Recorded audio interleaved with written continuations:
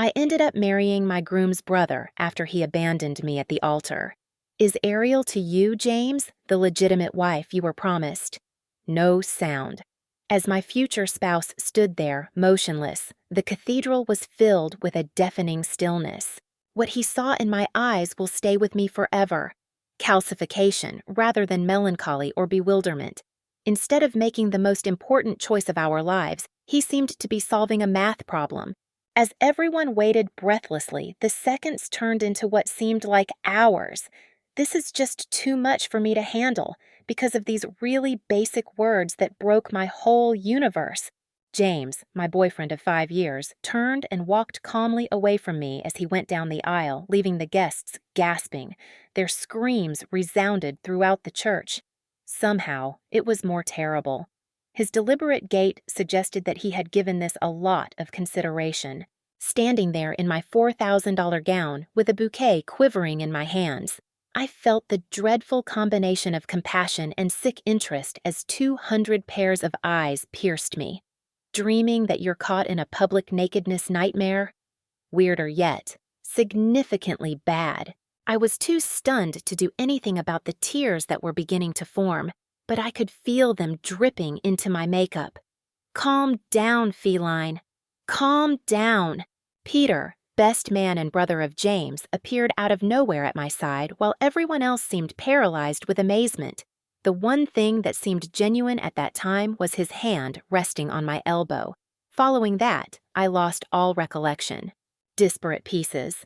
As my mom sobbed, the black streaks of mascara ran down her cheeks. My dad is threatening to track out that jerk. He looked redder than I had ever seen him before. As they rushed me to the bridal room, my Adeline around me like a shield, as well as Peter. Peter is delivering water to me. Peter informing the location that the event would not be held. In the midst of everyone else's madness, Peter managed to take command.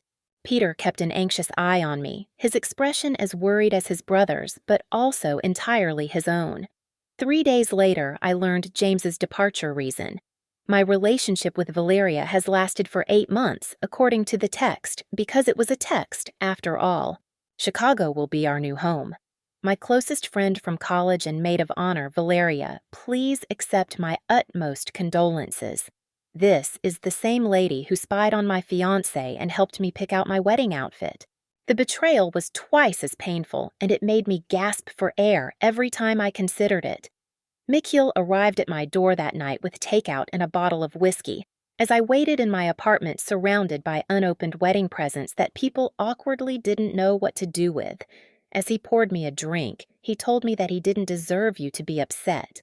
However, I was hoping you would be curious to know.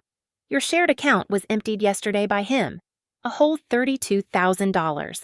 A certain serenity swept over me as I gently removed the glass from his grasp. To some extent, the money was illuminating, even if it hurt. This was more than simply heartless treatment. It was a deliberate act of stealing. Excuse me, Peter, but I have a question. Anything is possible. In what ways do you think you may be able to assist me in ruining your brother's life? His expressionless grin told me everything I needed to hear. Neither happiness nor amusement could be conveyed by the grin. It was the expression on someone's face after a lengthy wait for fair treatment. You are aware that your proposal is totally absurd, aren't you? As Peter topped up my glass for the 3rd round, he said, among an odd assortment of wedding trinkets and half-eaten Chinese cuisine, we sat on the floor of my living room. New beginnings are frequently camouflaged as terrible ends, according to the fortune cookie I had unwrapped. This statement made me wonder whether it was a twisted joke or a prophetic message. Absolutely crazy? No. Figured out? Without a doubt. The steadiness of my voice took me by surprise. Maximus and Valeria embarrassed me in addition to breaking my heart. My funds were taken. For months, they've been making fun of my seeming lack of knowledge while laughing behind my back. I felt my gut tighten as Peter, in a move eerily similar to James's, combed his fingers through his hair. However, Peter's expressionless eyes were a departure from his brother's. Anger, abject contempt. Plus something more I was unable to put my finger on. Peter said under his breath that ever since they were youngsters, Maximus had stolen anything he wanted. Playthings of mine. Hey there, pals. The second year of college for my girlfriend as well. I was unaware of this. Can you please clarify? Maximus kept silent about it. Indeed, he did not. Peter let out a giggle, but it was quite serious. Maximus alters events so that he may be considered the hero. Has done so forever. Have you ever asked him about his first major promotion? This one is located in Westridge Financial. That was my protest. My investing technique was credited to him. Over dinner one night, I showed him what I had been working on for months. I turn around to see him claiming credit as the idea's creator when he pitches it to the board. That night, we drank and plotted until 3 in the morning. Little did Maximus know that his brother Peter, the reserved accountant to the ostentatious investment banker, was privy to all of his secrets. Tax dodging, the customers he had deceived. Unbeknownst to Valeria, there were gambling debts. As Peter pointed out, Maximus created this idealized persona for himself. The son who got ahead, the handsome partner, the unsung hero who hosts charity golf events but secretly uses the money to fund his own lavish lifestyle. Everything is at stake if that image breaks. I have completed it. Peter turned out to be an unexpected ally of mine throughout the subsequent weeks. Meetings were frequent. Officially, so he could assist me in repairing the damage that Maximus had done to my finances. To be more precise, we were constructing a case. Strategic preparation. Each and every one of James's restaurant receipts that revealed he was with Valeria during his late-night work sessions. There were questionable transfers on every single bank statement. His unethical business methods were exposed in every email. Having someone rooting for me was the biggest shock. Peter was very different from his brother James, who was all show and no substance. Peter consistently shown thoughtfulness, and he recalled the exact way I drank my coffee. When I spoke, he paid attention. He refrained from checking his phone every 5 minutes or interrupting me. Do you know what's amusing? I revealed to you one night while we were compiling James's financial misdeeds into a folder that you never liked me very much. Peter was taken aback and glanced up in shock. What on earth? What gives you that impression? In all our family events, you seemed so remote. At our engagement celebration, you hardly spoke a word to me. The rehearsal supper was short, and you departed early. For what seemed like an eternity, he didn't utter a word. He concluded by saying that being in the company of someone you can't have is difficult. Between us, the weight of his remarks lingered. Realizing what he was saying caused my cheeks to flush. As I said before, exacting retribution doesn't always mean annihilating James. Can you explain? Insights started to coalesce, and I couldn't help but grin. A flawless, horrible, lovely scheme that would strike Maximus square in the face. He was arrogant. If Maximus were to suffer the greatest possible harm, what would it be? Peter paused to consider. Is he tarnishing his name? Was it his money? Absolutely not. I specifically said coming up short against you. There must be some mistake. As we sat at the elegant restaurant table, Peter fixed his gaze on me as we reveled in our first triumph. Our anonymous information led the IRS to formally launch an inquiry into James's financial situation. His amber flecks shone in the candlelight, and my heart skipped a beat because of it. It's all or nothing. With a sip of champagne in my mouth, I responded. I felt a combination of relief and an overwhelming sense of joy, and the bubbly sensation mirrored that in my chest. Peter, give it some thought. Finding happiness for his forsaken wife and his overshadowed brother would crush Maximus more than anything else. But then people would assume I'm just trying to get back on my feet, that we're both insane, or that this is some sick kind of vengeance. With a shrug, I disappeared. Without a doubt, they would. As I moved in closer, I overheard them chatting, and word would get to Maximus and Valeria in Chicago. Just think about how that might make him feel. How does the sibling he has always disregarded wind up with the lady he has also disregarded? Peter went from seeming shocked to thoughtful. His mental wheels were virtually whirling before my eyes.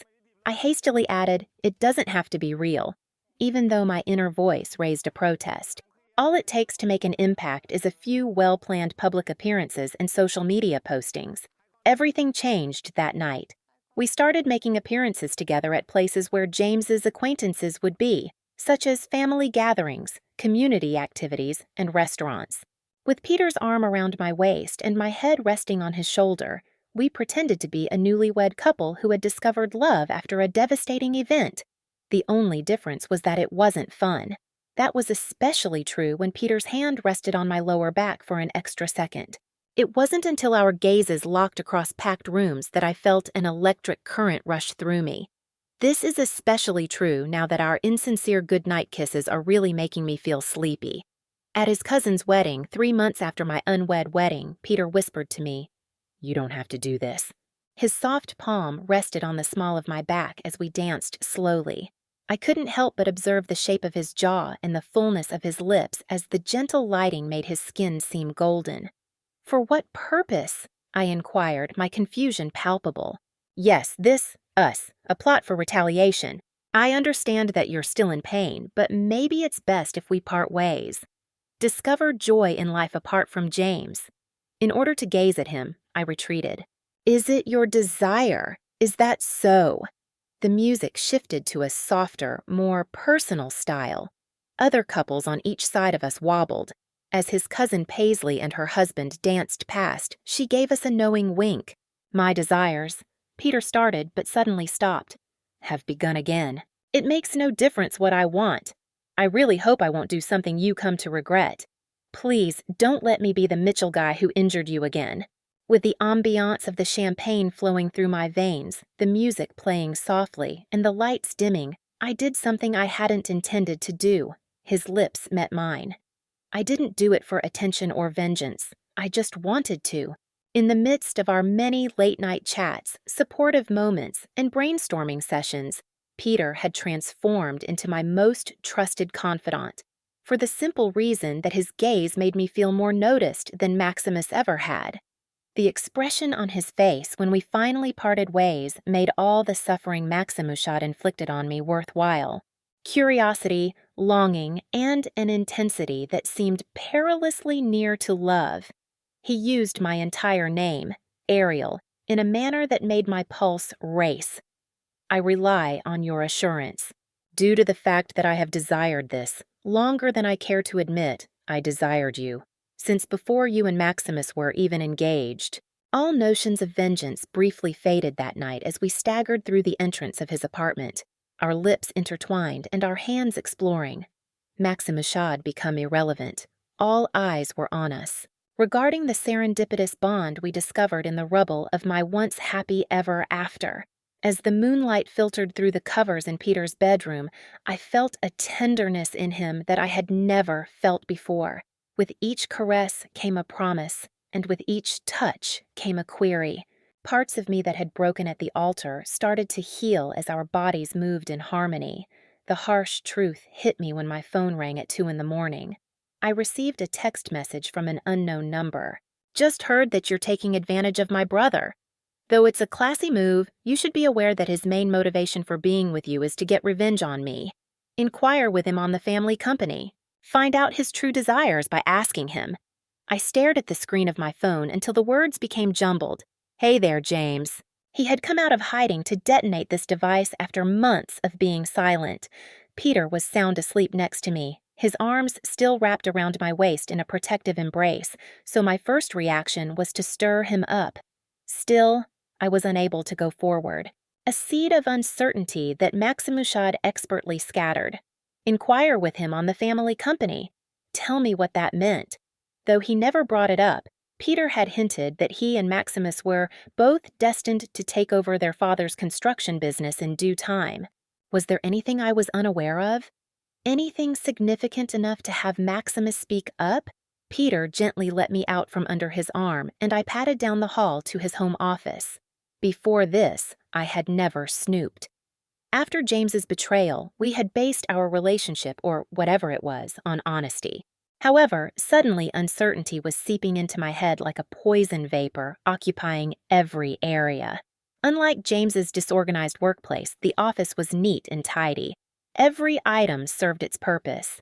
I paused, my palm resting on the drawer of the desk. Would I really go through with this? Turn into someone who, in the wee hours of the morning, rummages through personal documents? Yes, I was, in fact. I was able to locate the inheritance folder in within 5 minutes.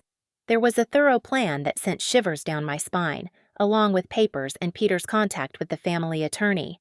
There was no ambiguity in their father's will. A multi-million-dollar stake in the firm would be awarded to the first couple to tie the knot and raise a family. Our wedding had put Maximus in the driver's seat. At last, everything fit together with a gruesome precision. Peter's unexpected romantic interest in me after the nuptials, the handy exposure of James's transgressions, those unannounced public appearances that somehow managed to wind up in the family's lap. It was all really well timed. Without my role as a pawn, I would have been nothing. Once again, just another tool in the dark game that brothers play. For what seemed like an eternity, I perused each paper, hoping without hope that I may find evidence to disprove my beliefs. But it seemed worse as I read on. Peter had spent months prior to my wedding discussing the inheritance clause with the attorney. For his own financial gain, he had calculated what it would be like to own the business. I was seated at Peter's kitchen table, paperwork spread out before me, when he discovered me at morning. My heart felt like it was floating in midair, and my eyes were parched and searing. "Kat," he started to say, but I interrupted him.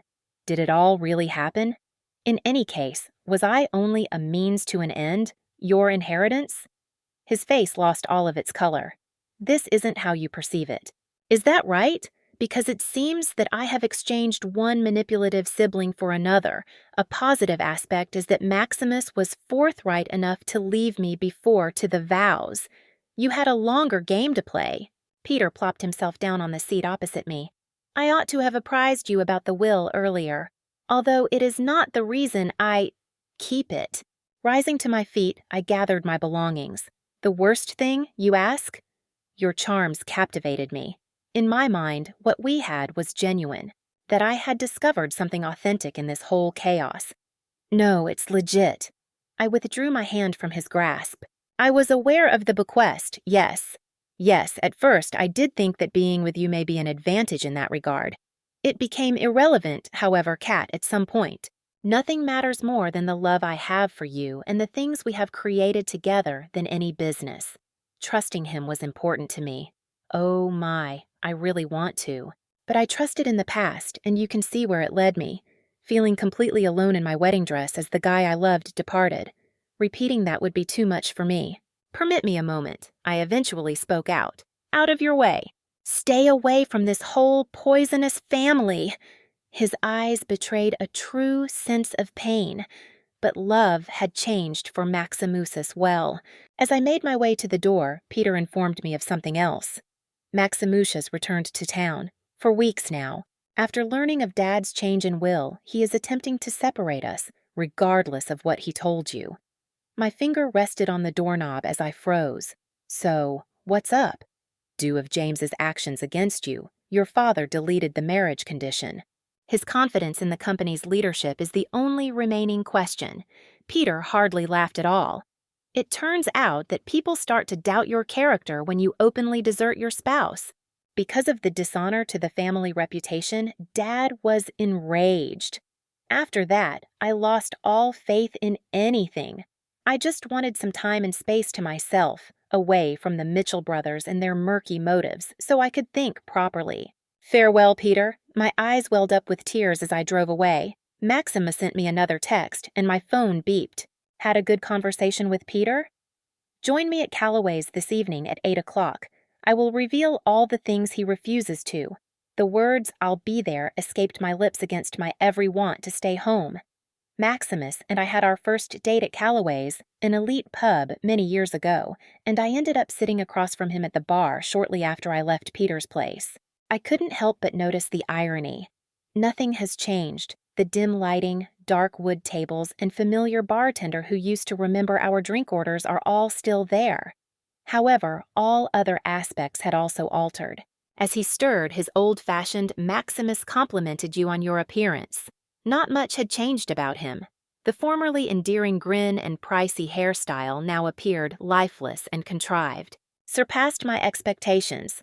Guess what? That I would continue to shed tears for you. Expressing my gratitude for the liquid bravery, I savored a sip of my wine. Curiously, he shrugged. It is likely that the majority of women would indeed be. I totally shattered your heart.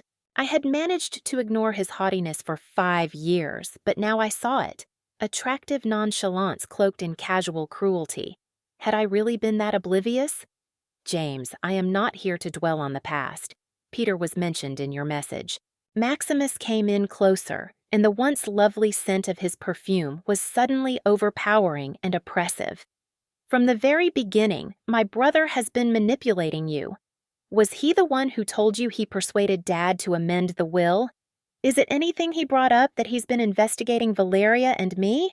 Peter has always desired to be the CEO of the firm, and he would exploit anyone, including my ex-fiancé, to achieve his goal. Every phrase was carefully chosen to inflict pain and sow seeds of uncertainty. I may have trusted Peter more if I hadn't discovered in the middle of the night that he had sent texts to his father protecting Maximus regardless of the circumstances. I could have believed James's story if I hadn't seen Peter's real shock when his dad proposed removing Maximus from the picture altogether. I dismissed the hypothesis as intriguing while maintaining my composure. Nevertheless, what's amusing is, even after all this time, Peter never once spoke ill of you to your dad. Your dad was informed by him that you deserved a second opportunity. Your gaming debts were kept concealed by him. Even when he helped me pick up the pieces, he protected you. A fleeting break appeared in James's self-assured exterior as his face fluttered. You put your faith in his word when he told you that. James, I saw the messages. The calls have been heard by me. Your messages to your dad, in which you constantly blasted Peter, were also visible to me. Feeling utterly sick of this game, I rose to my feet. To be honest, I came here hoping to find some kind of resolution. Nevertheless, I've come to understand that it isn't necessary. I no longer care about you. Maximus grasped my wrist more firmly than was really required as I swung around to go. Cat, he doesn't care about you. No, not at all. I stared at his palm until he let go of my grip.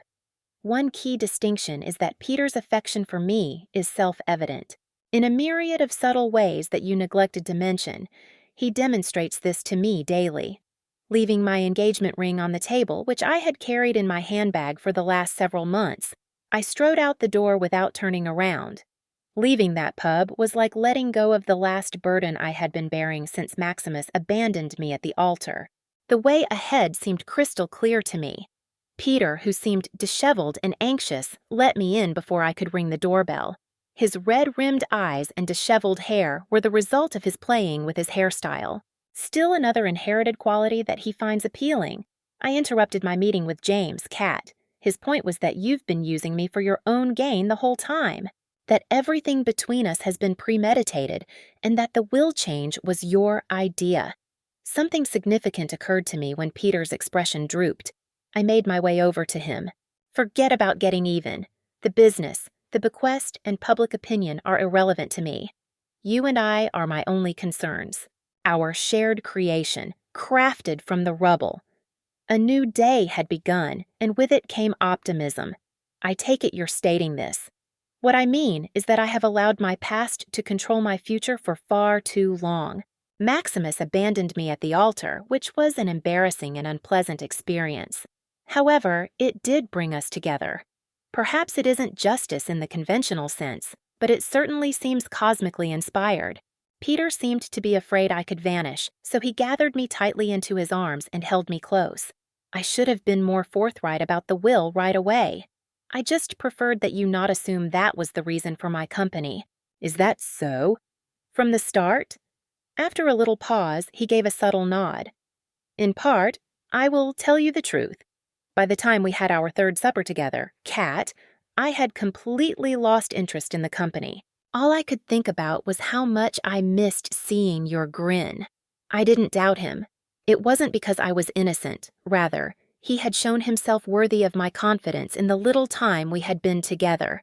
The manner in which he recalled details that I casually brought up once. The way he patiently listened to me and never hurried me. His view of me was that of a beloved companion, not a treasure to be acquired. We had a little ceremony by the lake 6 months later to tie the knot. No place of worship, no ornate displays, We were alone with those who really cared about us. With the condition that Maximus would have an opportunity to rejoin the firm after he finished treatment for his gambling addiction, Peter's father announced his retirement and bestowed his blessing upon us. Peter was named as his successor. But what about Maximus and Valeria? After she found out he had spent all their funds, she reportedly left him for a yoga teacher in Chicago. The manner in which karma operates are not always clear. Getting even isn't always the finest kind of retribution. Finding joy is the main focus. Do you have any opinions? From the ashes of treachery, has anything ever blossomed? Feel free to share your tales down below. Any inaccuracies in this narrative are my apologies. Since English is not my first language, I had to rely on AI to provide the narrative. Please let us know if you come across any errors. In the end, it will help me provide better material to my loyal audience.